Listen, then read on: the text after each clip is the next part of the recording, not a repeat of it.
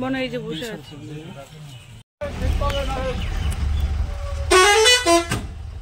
এই মুখে খাবার এসছে।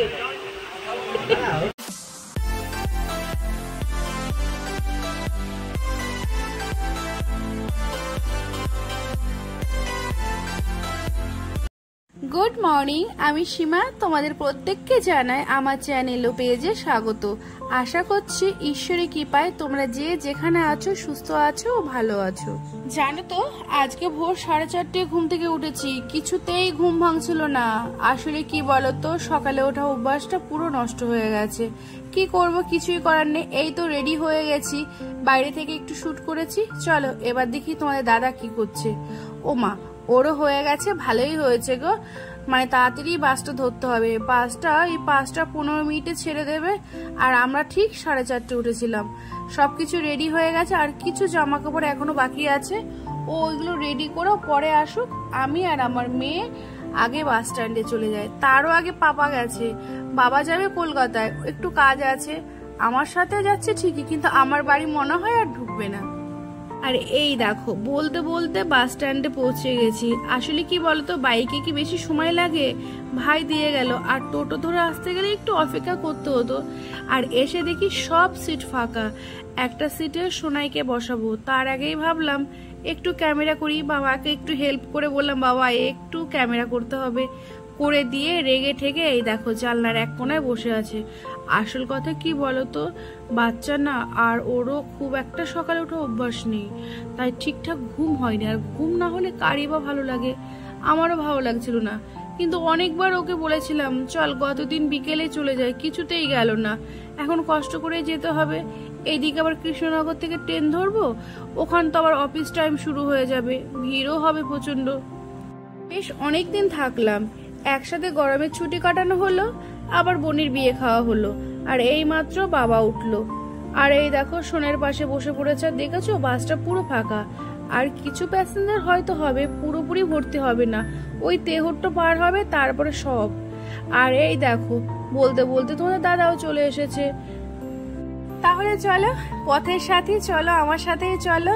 দুগা দুগা করে বেরিয়ে পড়লাম।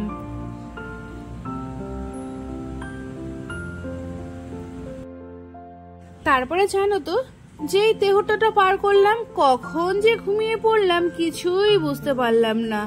গাড়ি চলছে আর আমিও ঘুমের দেশে।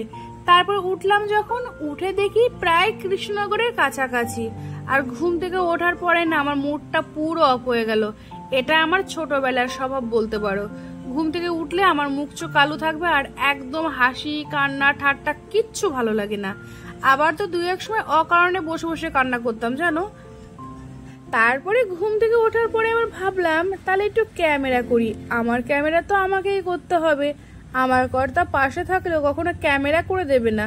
হ্যাঁ, আমার কর্তা বসে বসে গেম খেলবে, ভীষণ ভালোবাসে গেম খেলতে। আর আমি ভালোবাসি ক্যামেরা করতে, কিন্তু আমার তো কেউ নেই, আমাকেই করতে হবে। আবার শুরু করে দিলাম ক্যামেরা করতে। আর এই দেখো এখন কৃষ্ণনগর পৌরসভায় ঢুকছি।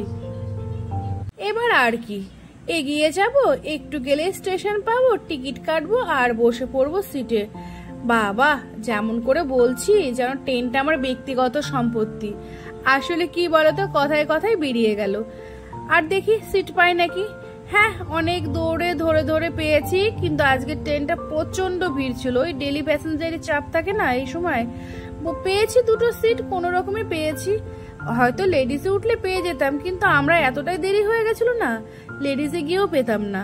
আর বাবা আছে, হাজবেন্ড আছে, অতএব জেনারেলেই উঠলাম। আজকে জানো তো ট্রেনে এত ভিড় ছিল না, ওঠার পরে আর একটু শুট করতে পারিনি। এখন তোমরা দেখছো শিমুলিয়া স্টেশনে নেমে গেছি, আর যাচ্ছে হচ্ছে অটো স্ট্যান্ডে। এবার অটো ধরে সোজা বাড়ি। আমার আবার জানো তো, মানে ভিডিওতে বিভিন্ন টাইপের সিনগুলো অ্যাড করলে বেশি ভালো লাগে। আমার মনে হয় তাহলে ভিডিওটা দেখতে ভালো লাগে। কিন্তু বললাম ভিড় ছিল খুব, শুট করতে পারিনি। তাই যেখান থেকে যেইটুকু পেরেছি সেইটুকুই তোমাদের সাথে শেয়ার করছি।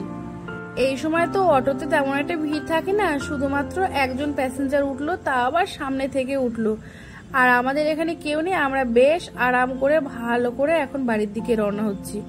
আর আমার মেয়েটাকে বলেছে দেখ ক্যামেরা ধরেছি, আর আমার মেয়েটা দাঁত খিচাচ্ছে, আমিও খিচাচ্ছি। দুই এক সময় নিজেকে দেখতেও ভালো লাগে, বুঝলে। অটো কিন্তু ছেড়ে দিয়েছে, একটু থেমেছে একটা প্যাসেঞ্জারের জন্য। তখনই ভাবলাম একটু ক্যামেরা করি। ওমা, প্যাসেঞ্জারটা এসে বলে এটা চাকদা যাবে। এই রে, এটা তো চাকদা যাওয়ার অটো না, শুধু শুধু দাঁড়িয়ে আছি। এবার গাড়ি ছেড়ে দিয়েছে, এবার আমরা যাচ্ছি শিকারপুরের দিকে। তার মাঝে কালীগঞ্জ বাজার পড়বে, ওখানে নামবো, আর কালীগঞ্জ বাজারেই আমাদের বাড়ি। এখন তো আবার বাড়ি ফিরেই শুরু হবে সংসারের যুদ্ধ। আজ আবার তোমাদের দাদার নাইট আছে, ও আবার 3টের সময় বেরোবে, গিয়ে রান্না করব, আবার খাবার প্যাক করে দেব। আজ আর যুদ্ধ দেখাবো না, আজ এখানে এইভাবেই শেষ করব। তাহলে বন্ধুরা, আজকের মতো ব্লগটা এখানেই শেষ করছি। ভালো থেকো, সুস্থ থেকো, আবার দেখা হবে খুবই শীঘ্র।